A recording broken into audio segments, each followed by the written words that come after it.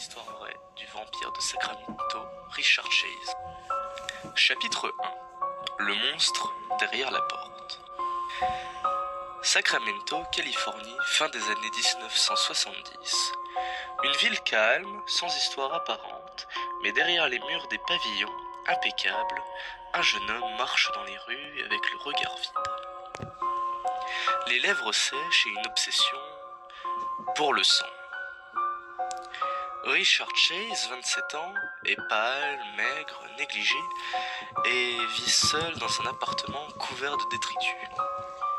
Ses voisins se plaignent de l'odeur atroce qui s'échappe de son logement.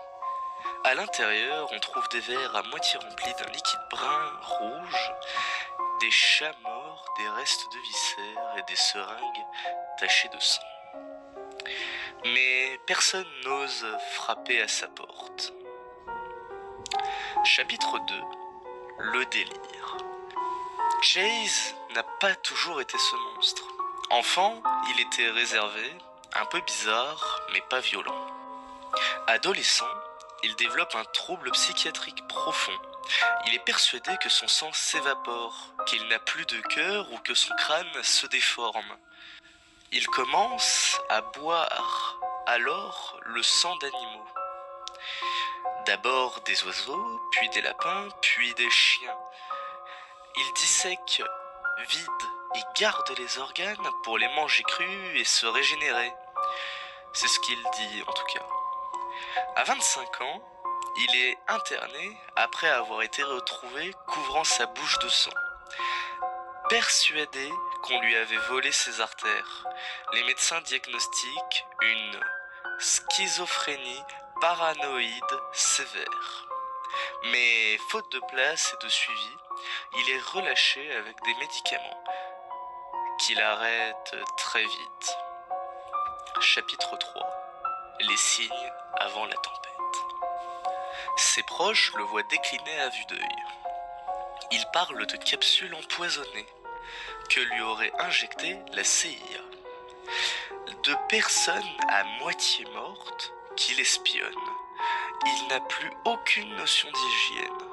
Il se promène nu dans la rue, tue des animaux devant ses voisins et parfois les enduit de sang sur son torse.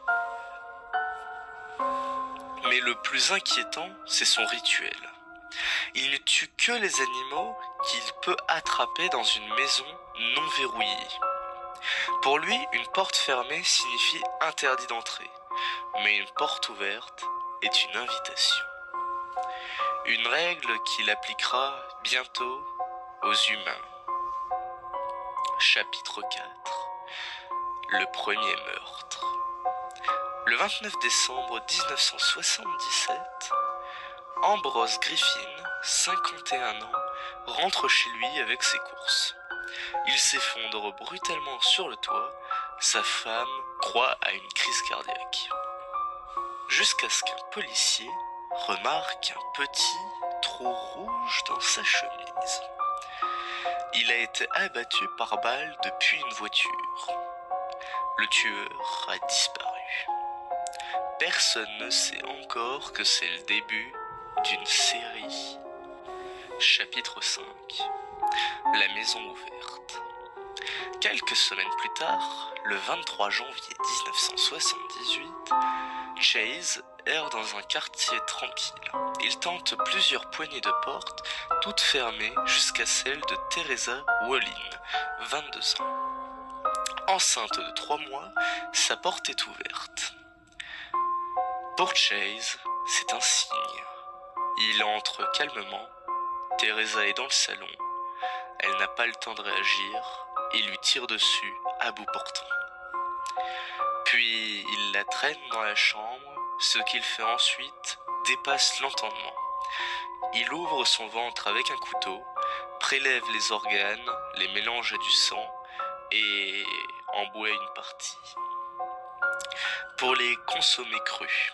Avant de partir, il utilise une boîte de conserve pour recueillir du sang et le boit dans le salon comme du vin.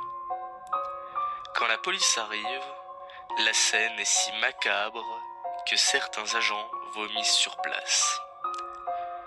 Chapitre 6. Le carnage. 5 jours plus tard, il recommence.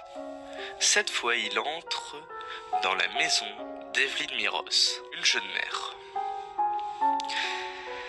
À l'intérieur, elle, son fils Jason, 6 ans, un ami de la famille et un bébé. Chase les massacre tous. Il boit le sang d'Evelyn, dévore une partie de son visage, il emporte le corps du bébé, qu'il démembre chez lui pour se protéger des poisons du monde extérieur. Quand la police découvre la scène, un détail les glace.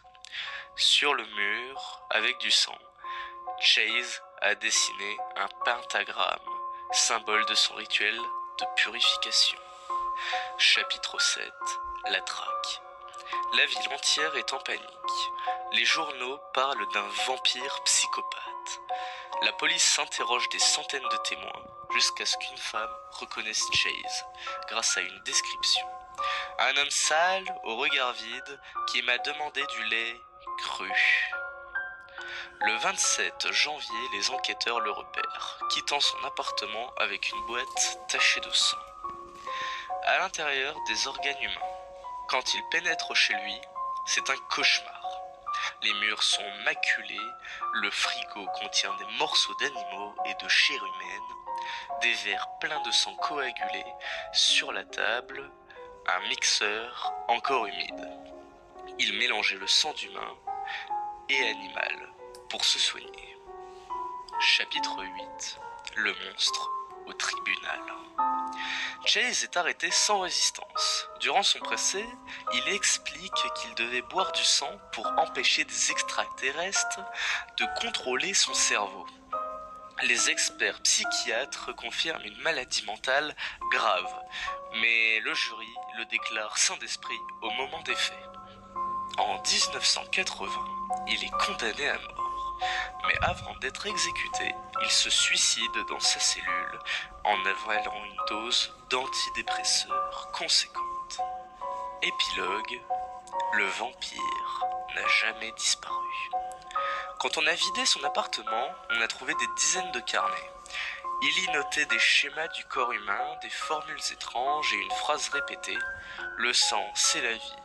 Si je cesse de boire, je cesse d'exister. » Aujourd'hui encore, certains habitants de Sacramento disent qu'ils n'osent pas dormir avec la porte ouverte, parce que Chase croyait que les portes ouvertes sont des invitations, et que parfois, la nuit, on entend encore frapper 3 fois avant que la poignée de la porte